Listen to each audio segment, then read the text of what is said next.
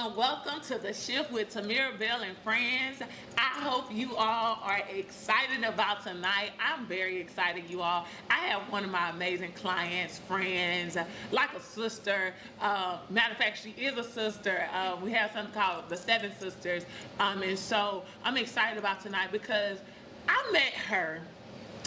I was going to get a massage, and the person that I was originally going to, they were booked. And so I was like, you know what? I'm going to go with this person here. Not knowing that her sister was my assistant coach at the Fort Valley State University.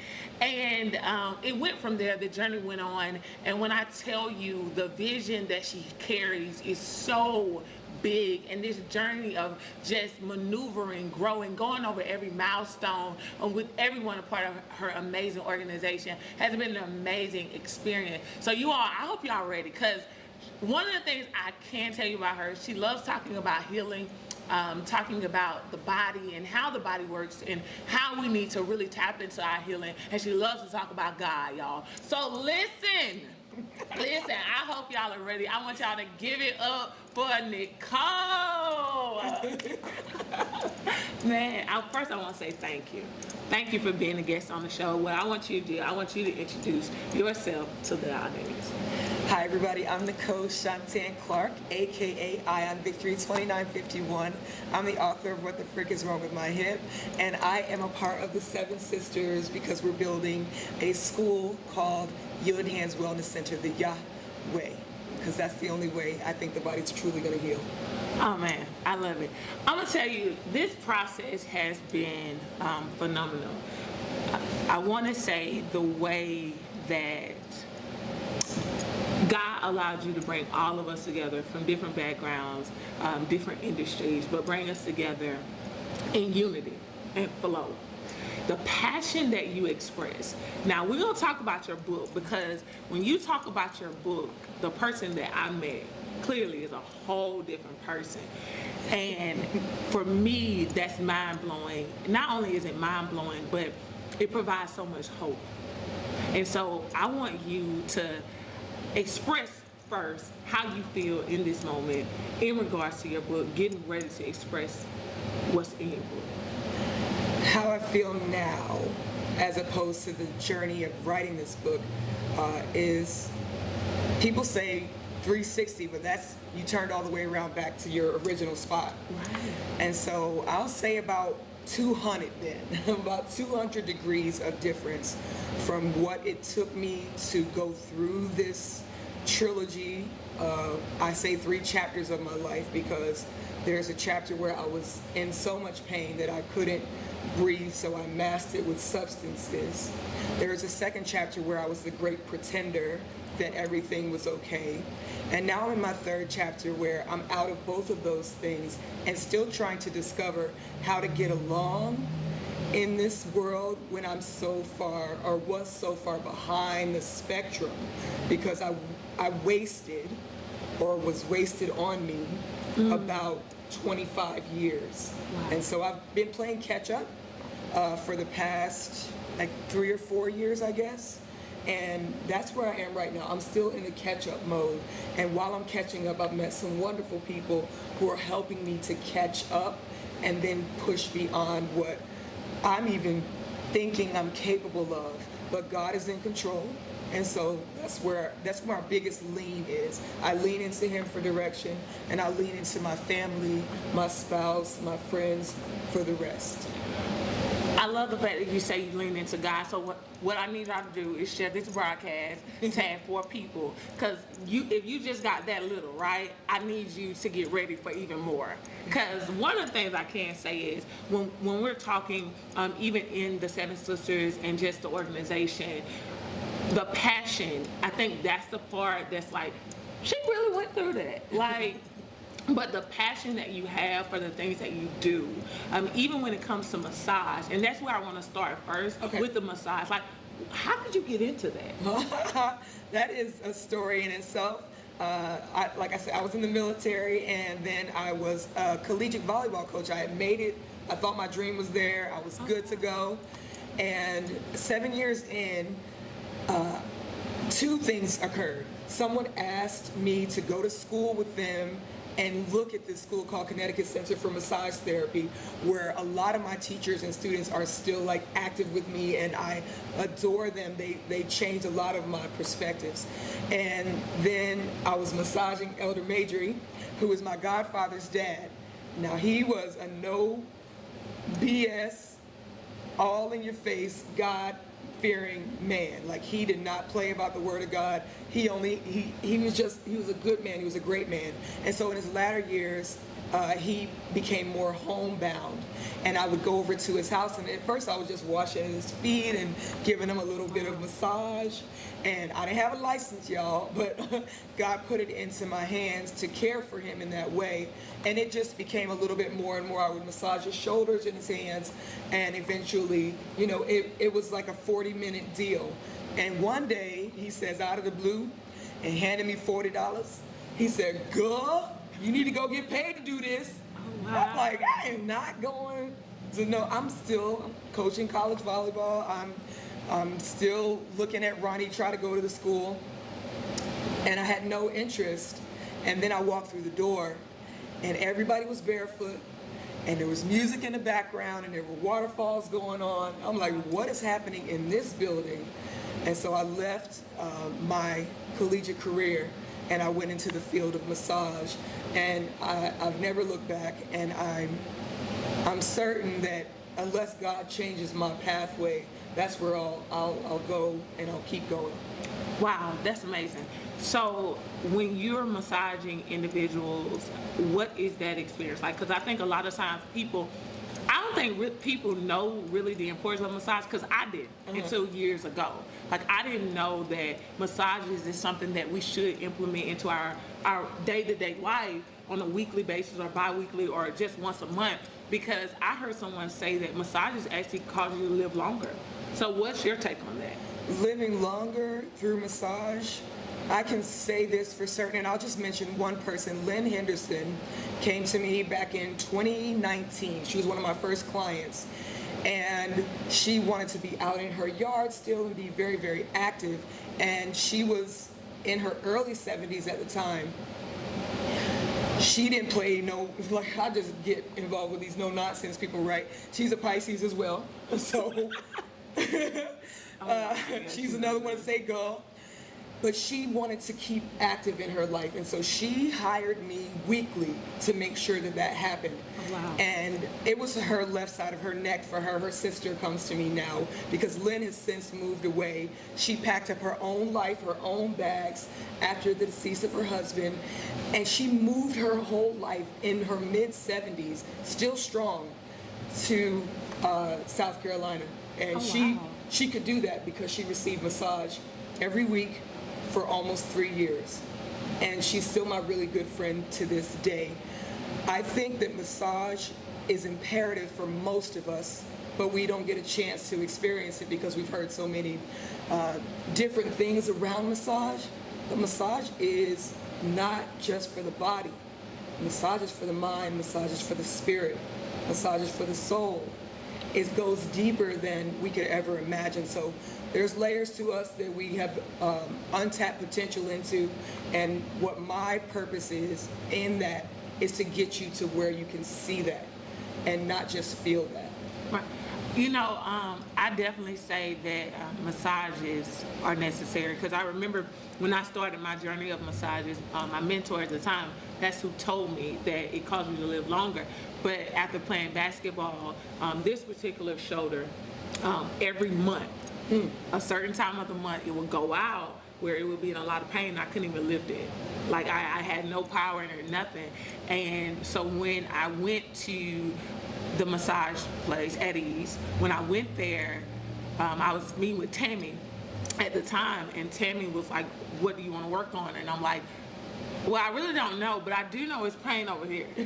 And she worked on it. After 2 sessions, it hasn't been back. Wow. Like that, and that happened for a very long time after playing basketball. So I love the fact that you understand your craft, you know your craft, you mastered your craft. And so I want you to kind of dive into that as you talk about your book, because even in your book, there's some things that I've heard you discuss that, you know, when you're talking about emotions and how it deals with the mind and all of that, but we're going to tap into an even bigger venture of healing, because I've even heard you say that you had a level of unforgiveness that went into your hip. Yes. And we're going to talk about that, right? Because if you haven't read her book, you need to get her book. Okay? What the frick is wrong with my hips? You need to get it, because what she's about to express to you right now about this book is going to help you, me, everyone in this building when it comes to certain things that we deal with. And so I want you to just go forth with that. So this is a touchy subject still, and I've already written it out. And so I'll do my best to stay as clear as possible without getting overly emotional. My hip journey started through a rape in the military.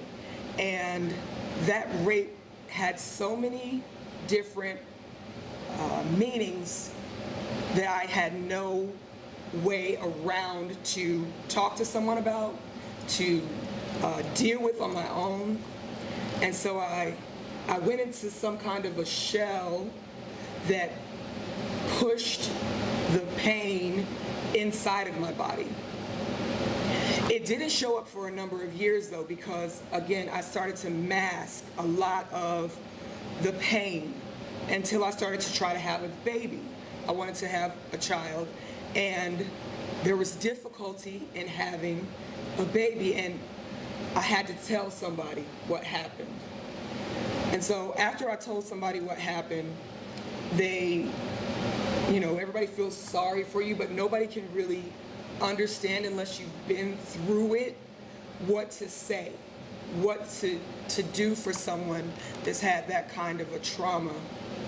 And so through that trauma, it landed inside of my right hip, and I couldn't get it out. No matter what I did, even when I went to massage therapy school, in my book I say that a young man named Rory helped me get it out one time. And I cried, and emotional release can happen when there's something so buried alive in you. Another time was through Karen, and Karen is like my arch nemesis, beloved sister. She would get it out often through craniosacral therapy. I would climb the walls trying to escape this pain in my hip. And then several other times, Ron at Ease would help me. 2.5 weeks. If you ever lived without discomfort for 2.5 weeks, if you've married discomfort and you know it personally and it knows you, it wakes up with you and follows you around, to have reprieve for that amount of time is astronomical. It's like breathing. And so I said, okay, if it can come out like this, if it can come out through these different modalities, what else is there? So that's the physical part. So I started to heal myself physically. I went through the physical part. That was number one. That's phase one. In phase two, you're talking about emotional stuff. So I had to get to the gut and the grunge of what was in my hip. And one day in meditation, I saw that it was living in a pool of abscess bubbles. It looked like dirty abscess bubbles matriculating all throughout a pool. I saw it in meditation, and it scared me so much that I came out of that meditation too quickly. And so it stuffed itself even further down, deeper down into my hip. So emotionally and physically, now I was dealing with this strange third wheel. It wasn't until I got here to Georgia that God started to deliver me, to make what I was dealing with come to the forefront. So I had to stop drinking in order to see that. And on the last time that I had a serious drinking gummy life, and honestly, let's just be honest, my wife had just flown overseas and I was gonna be in the house by myself. And that same night, I was visited by my own horror. everything that lived inside of me came to my front door. It looked like waves of ashes and waves it was indescribable. And so I prayed to God. I'm like, Lord, get me out of this. Legions of Angels. I called Lynn that night, our Pisces friend, and my other friend, Keishana Jefferson, and they had to come to my house. I told her to bring her friend, and she knew what that meant, because I didn't know what was going to take me out that night. Monty, my emotional support animal, my doodle, he was there, and he knew something was going on as well. So something was trying to kill me so desperately that it was hiding in the shadows around my house and inside of my hip. And so I say to Monty, I said, we're going to get out of this tonight, and I need you to show me everywhere that is trying to attack us. And he understood me. We went around the house, and we slayed demons that night. He showed me everybody and everything. He would go into their front yard and, like, I'm not kidding, defecate, whatever. He said, not here, not here. So me and my doodle and my God helped save my life that particular night, along with my friends that came with their Smith & Wessons. And so from that day, I went to my parents' house, and I shackled myself to my parents, and I stopped drinking, and I stopped doing drugs that night. And Monty was ready to go home, so he told my parents in not so nice ways that he was ready to go on my parents' carpet. And so we left from there shortly after that, and I went home, and I packed everything in the refrigerator, anything that would tie me to the past, and I put it at the front door for months. I didn't put it outside. I used my garbage to block the front door. Wow. And so I could only get out one way. And I was tackled, and I was shackled to my garbage. But I still felt free because I wasn't drinking. And so Charmaine was going to come home soon from overseas, and I had to get it out of there before she got there. And so I hired somebody to come and clean up my barrels of mess. The house was sterile at that point, so I still wasn't quite healed. I wasn't healed. I was just forgiven for holding all of that. And so my hip, through that part of my journey, God was speaking to me through my hip and helping me to remember that after my drinking, the rape that had occurred and all the details that went with it. And it drove me to the American Legion, where my therapist, Demetria Bennett, had said that she wants me to go here and find out how I can get healed through this group. And that was at the Monday morning meeting. And so this is in the front part of my book. A lot of people helped me that time, in that time of my life. That was December 2021. But I'll shout out Nate Royale, because he wouldn't let me store this any longer in my hip. And so one day after Beulah Land, I had a great service, and I was smiling from the inside of my body. I could feel myself smiling. Has anybody ever felt like they were fake smiling their entire life? So that's what I felt like. But that day at Beulah Land, Pastor Kelly had said enough for me to get out of that cycle. That same day, Nate Royale called me, and he said, tell me what happened. And I said, no. And this is in my book. I had a great day.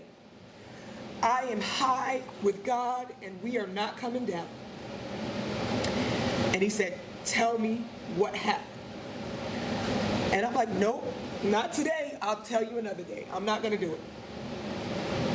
And he said, mother effing, and he said the word, say it. And I tell you, what screamed out of my bones, what screamed out of my hip, I thought I was going to die. It wrangled me. It strangled me. Something was living on the left side of my body so desperately, hanging on to me, that it was going to kill me. I know it was. But I screamed everything out. I said it all. I said it all. I didn't even remember some of the stuff, but it all came out. And that pool that I saw with all of that craziness inside of it came out that day too. It was strangling me. And after I said the last word, I got free. I felt free. I straightened up my spine. I felt free. And nothing besides me telling the whole story to Nate Royale had happened. The following Monday, he had written out everything that I said. Wow. And he said, "Is this it?" And I said, "Yes, sir." And he said, "Okay, we're gonna get you to turn this in." I had been fighting for my VA benefits since that rape happened, because it happened in the military. Wow. So I had been fighting and fighting and fighting, trying to get them to see and say that somebody raped me while I was in the military. And nothing. No, they're gonna blame it on my childhood. After I screamed out that day in the Freshway parking lot over here in Byron, Nate helped me write out what I said. I go to the Bahamas with my wife. We find Queen Abuela.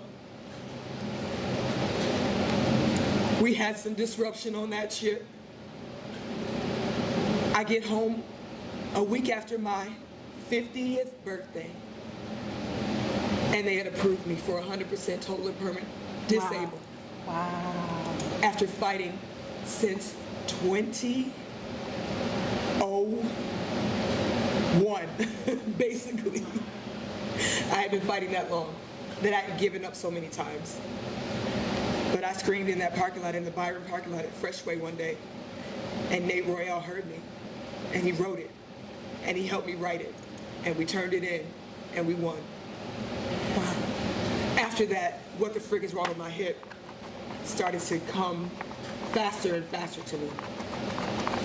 It was easier to write about it because that part, I had two freedoms. I got off of drugs and alcohol, and then somebody heard me and trusted my words. And then they said yes. The VA said, "You know what? We finally believe you. You finally said the right thing. You finally said it the right way, I guess."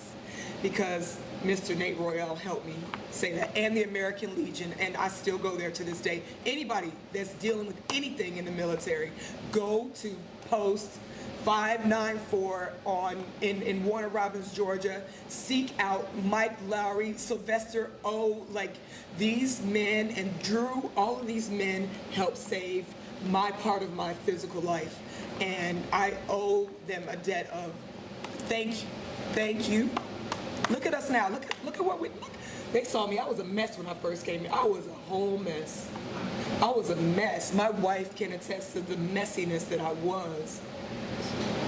But today, I've written a book. Right. What the Frick Is Wrong with My Hip? And what the frick was wrong with my hip was I was buried alive inside of my hip because my rapist had slammed my right thigh into the door and took out part of my hip and then set in all of the disdain and the shame that I would suffer for decades afterwards. And so this book addresses a little bit of that. But it's mostly about triumph. What to do after you get your hip or your mind or your heart or your shoulder or whatever destroyed by some unforeseen circumstance. Where do you go? Right. And who has the answers? And I say, Yeshua, God Almighty, the one that saved us, the one that redeems us. He has the answers, and he gave me the answers in this book. And they come through phases, because you can't just come and jump in and try to heal yourself right away. So we go through phases, and I'll talk about the phases after you ask your next question. I've been talking a long time. No, you're good. No, whoa. That I've heard some of it. I ain't heard all of it. Okay. Whoa. I salute you because, like you said, people don't know unless they've walked it. And the strength that you have, nobody but God. Because that's a lot, you know? And for you to share your story, you're not just helping yourself, you're helping everybody. Because a lot of times people walk around this world and we have so many judgmental people and they don't even understand what people are carrying and not understanding the power of judgmental words and what that could do to a person. And so I applaud you, because how many people that have been in the military, whether it's their family or whoever, right, playing a sport, something has happened to them and it has caused them to go in a direction. Like you say, you used to drink, you were on drugs. That's not something you saw for yourself. But you didn't see that situation either. And so I think for me, one of the things that I've enjoyed being connected to you is how everyone connected shows the expression of love. That is something that I appreciate, because what most people don't understand, they'll never understand unless they get in the presence. And I can honestly say, being connected to you, everyone in our circle, from Candace, Nicole, everybody, Marie, I know I just called some names, and I know I can't call everybody names, right? But your mom, your dad, your sister, everybody, the love that's expressed. God is love, and love heals. And for the man that went to your church, he goes to your church, yes, to call you, but for God to say to him, write it down. And something you've been fighting since 2001, God used this vessel to not only get something to you from 2001, but to release something in you that was trying to kill you. Going to kill me. Yeah, the same day you smiled, for real, for the first time in a very long time. That one. All of this transpired on the same day. So when we hear or we say God has us, he knows who to bring in our life. He knows who to help us. It could be the smallest thing. Who would have thought? Him asking a question, deciding to write it down. You deciding to express it out loud and not care brought a level of freedom. And to how many people will hear this story that's crying on the inside, dying on the inside, in so much pain, and they're saying, you know what? I now have hope that I can heal, that I can be free. So I applaud you. I salute you for that, because that's a lot of strength. Because some people would have said, God, where are you? Some people would have gave up on God. Some people would have said, forget God. People say that for the smallest thing. So again, I applaud you. I do want you to dive into the next level, because this is good. I mean, this is really good. Like, this is so transformational. So there's levels to anybody's that's trying to heal. You do need a good support system. You need someone that is going to watch you fall and not judge how hard. So my spouse and my siblings and my parents and my 7 sisters, my at ease family for sure. Lord have mercy, Haley. I have to just shout her out. She's seen me in every situation, and like more than most have. And she would just write me little post-its like, hang in there, it's gonna turn. And so for God knew what he was doing. He buffered me from completely going into the pit. And so when I found the American Legion and Miss Bennett recommended me to go, I was mad at them because they were all men. And I didn't want nothing to do with nobody else's man, child, or nothing like that. But they wrapped their arms around me. They treated me like their little sister, and I started to trust them. And so I was just going to read a little bit of the book right now, about what happened in one of the instances in my hip. So this is in chapter 16, and it's simply entitled, Hip, Say What? If your hip could speak plainly with you unescorted by judgment, what would it say?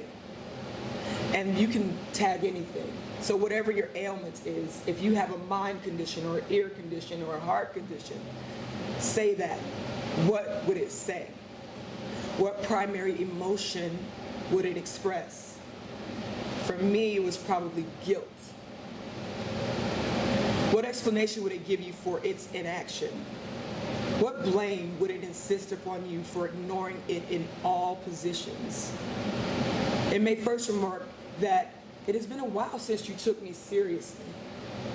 Second, it might emote fear of walking strangely and thus have hidden by smiling insecurities. It could also say, I've tried everything, so I'm resolved to live as is. Or perhaps it's that last anger blame game turns inflammation into instigation for your hip, yourself, and your beloved ones. Meandering traces there are many ways and many more ways as to how we all got here.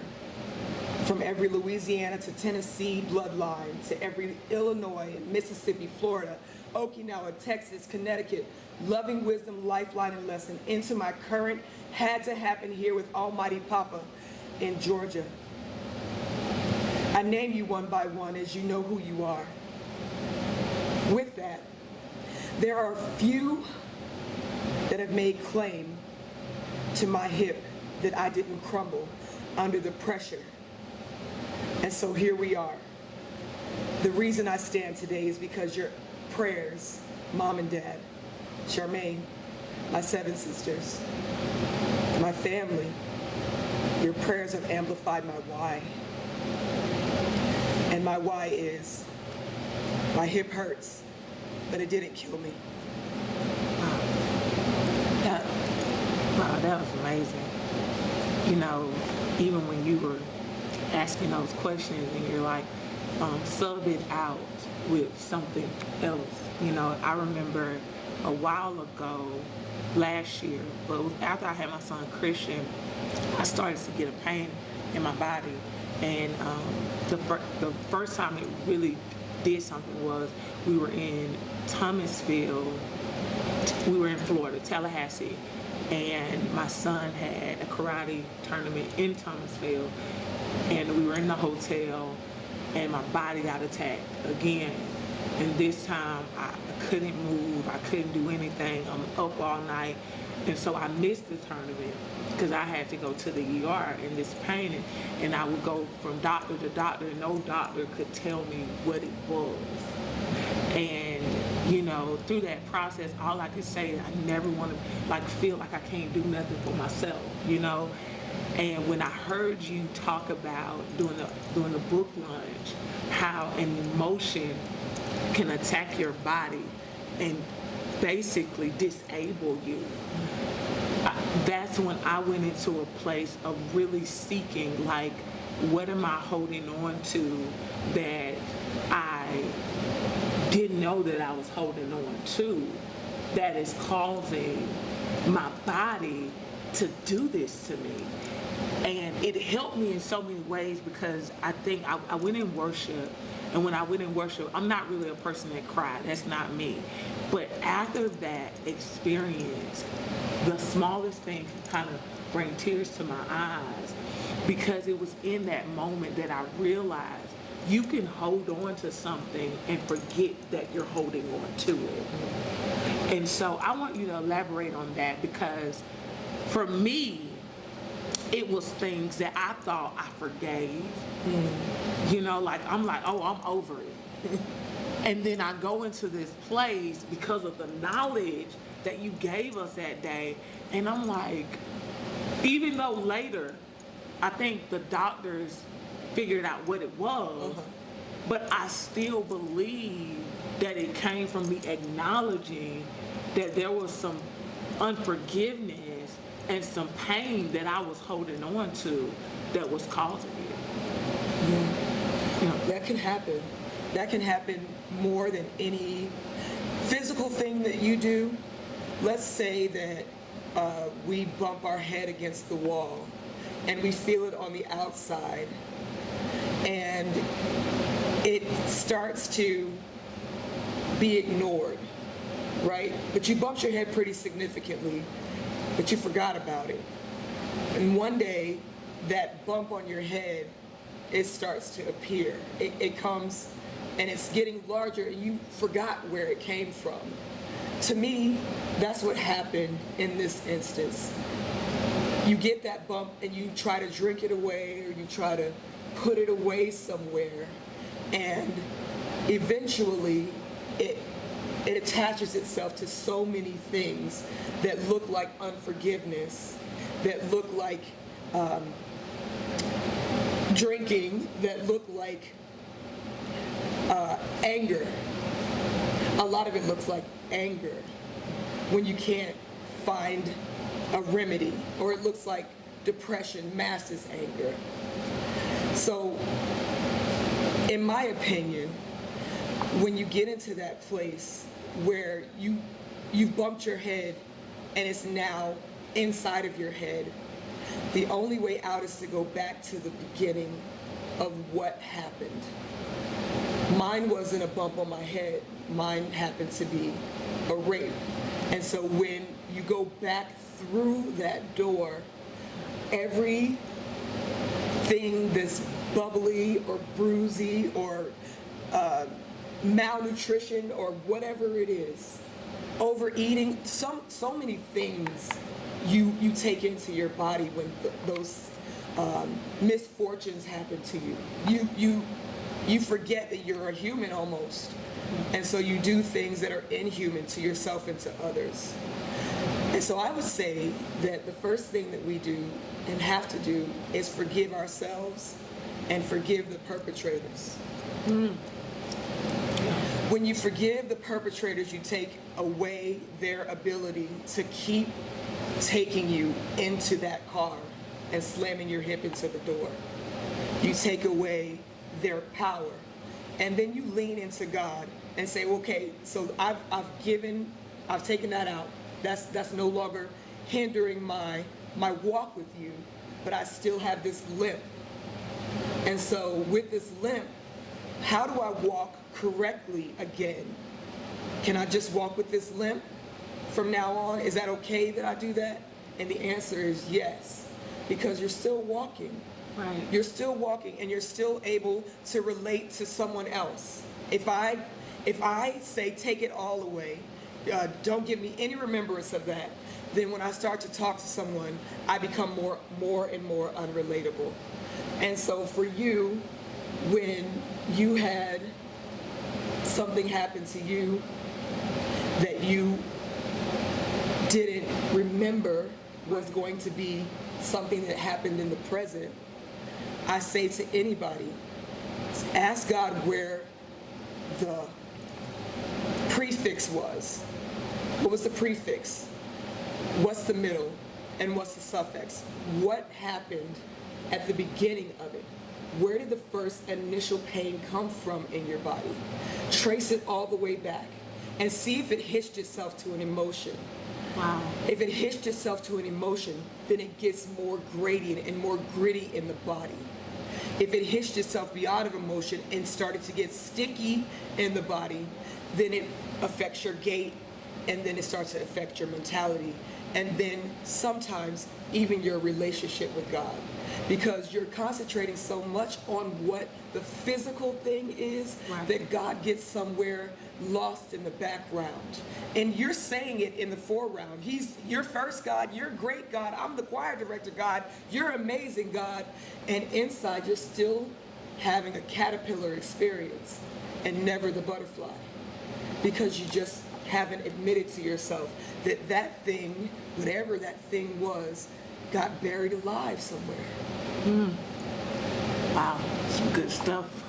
Like, this is some good stuff, because the thing is, people are used to pray about it, but you don't have the understanding of it. You know, you don't have the wisdom.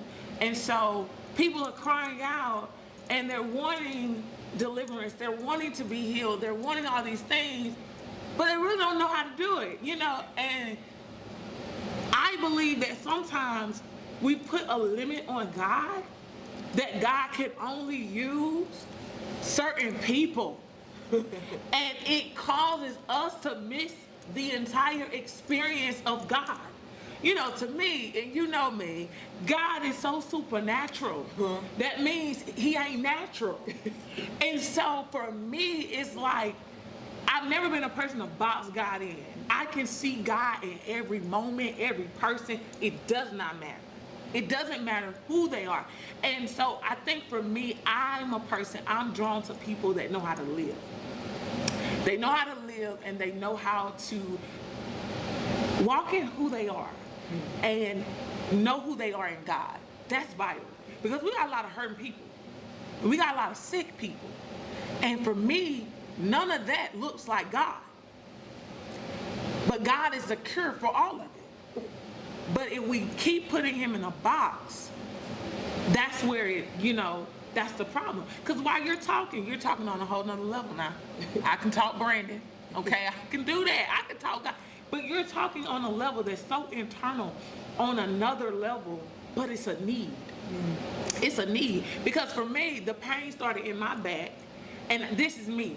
Well, when I was in labor, that nurse stuck me with the epidural shot, and then she said she did it wrong.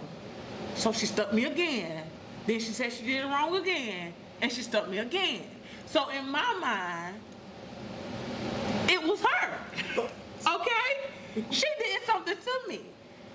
And then when the doctors got down to it, it didn't have nothing to do with it. But in my mind, this lady paralyzed me. She did something to me because I didn't have knowledge. All I knew is, really, you're not supposed to move. So how are you messing up? You're messing up every time. I was like, lady. And can you imagine contractions? Wow, you're sticking me. Lady, this your third time. Come on now. And after that, the attack started. And I'm talking about every month. I got attacked and I couldn't move. And I'm dramatic. So maybe somebody else could have moved. But I couldn't move. Like, you're going to have to pick me up because I can't move. And it would last, like, sometimes 8 hours. Sometimes I couldn't sleep. It always happened at night. And I wouldn't be able to go to sleep until like 9 in the morning. Like, it was that bad. So for me to hear that it's internal, you just don't understand. That day at the book lunch, it did something for me because I'm a person, I've always said it, forgiveness is nothing. But I don't think it was forgiveness for me. I think it was eliminating pain and not dealing with pain. Yeah, not dealing with pain. I think I'm pretty, I don't like pain. I just told you. I said, listen, I don't like it. So I think I've learned over the years how to avoid it, even if it attacks me. To push it so far back that I just keep moving, Because even the process with my son, there are several questions that have gone through my head, and I just push it in the back, and I'm like, at one point, the why me's didn't do nothing, Why me? I don't understand, all these things, and I realized I'm not gaining anything from this, asking why me. So it got to a point where God is so big, he's so supernatural. Let me just tap into the healing part. Let me figure this thing out. And so I started meditating with my son. So on a night, like at night, before they go to bed, we'll sit on the bed, cross our legs, and meditate. Because I'm like, if it's a mind thing, let's start there. A mental thing. Let's make you realize that you're unstoppable. You can do anything if you put your mind to it. And so I begin to do those. But I know people that don't believe in meditation. I know people that say the negative things about it. And I'm like, how can you say something negative about something you have no knowledge of? You only have the knowledge that you have, and you don't understand that God is supernatural. And so my son, we will sit there and he knows it's time to meditate. He gets very calm. So even when he's acting out, I'll say, take a deep breath. And he knows what that means. And he begins to take that deep breath and he comes down. Because the truth is, when we seek ye first the kingdom of God, his solutions may not be what everybody else think it is. And I've learned that on my journey, because for me, people if I would have listened to people, people would have destroyed me. I wouldn't be who I am today. But I realized it was the people that laughed at me when I didn't know how to play basketball. Okay? It was the people that bullied. It was the people that were so negative. It was the people that told me, God don't talk like that. It was the people. And through my journey, I realized that if I pay attention to people, I'm going to kill myself. And I think a lot of people are so caught up with people that they'll kill themselves. I be in moments with God, like, God, do I do this? And the Lord say, are you concerned about me or are you concerned about people? Because if you're concerned about people, you're idolizing them. You're forgetting that we all fall short. And so for me, I'm like, no, I don't care what people think or say. My mindset is, listen, whatever God say, that's what it is. And the truth is, with you expressing your story, you have to get to that place. Because that is an intense testimony. And you got to get to share a story like that, to share a testimony, to share a memory like that, to share a piece of your life like that. You have to say, I don't care what the people say. I'm about to help set some people free. And I realize on this journey that when you are in alignment with God and God uses you to help people, you got to say, I don't care what the people think or say.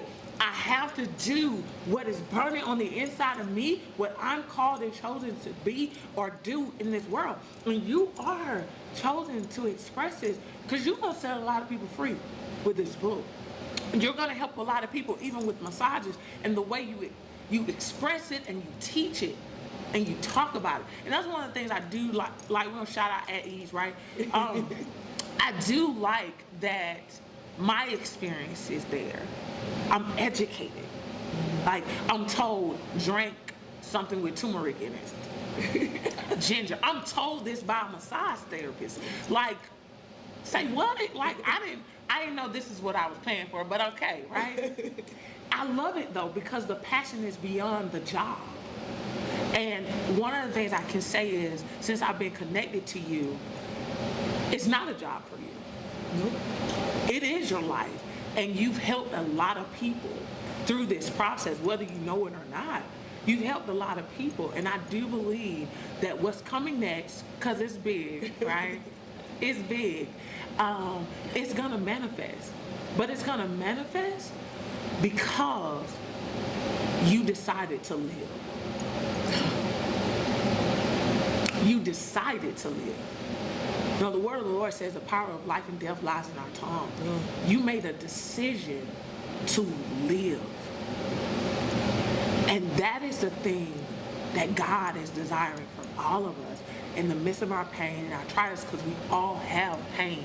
We all have trials. It's just different. Right. But I've always believed that a situation can be bigger, but it can feel the same way for somebody else's situation.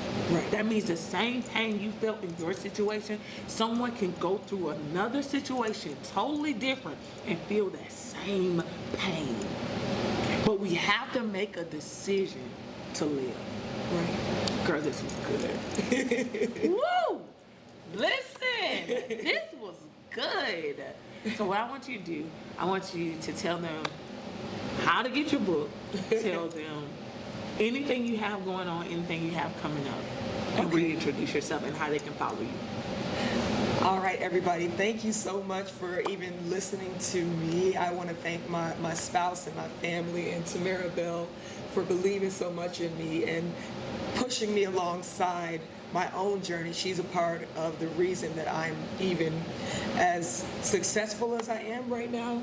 The book is doing well. If you would like to get your own copy, What the Frick is Wrong with My Hip, you can find us on Amazon or you can contact me directly.